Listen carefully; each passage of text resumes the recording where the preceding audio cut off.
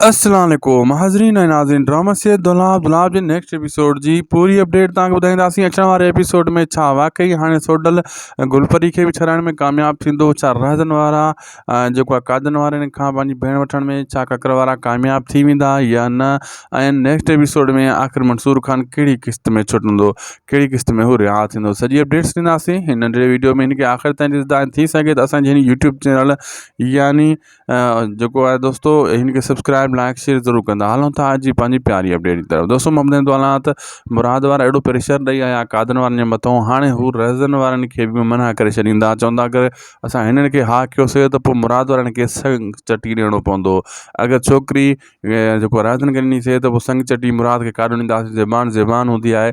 इन जे करे रहज़न वारनि खे बि मोटाए छॾींदा। रहज़न वारा ज़ोर ज़बरदस्ती करण जी कोशिशि कंदा, धमकी ॾियण जी कोशिशि कंदा, इहा ई ॻाल्हि कंदा तव्हांखे कोन छॾींदासीं।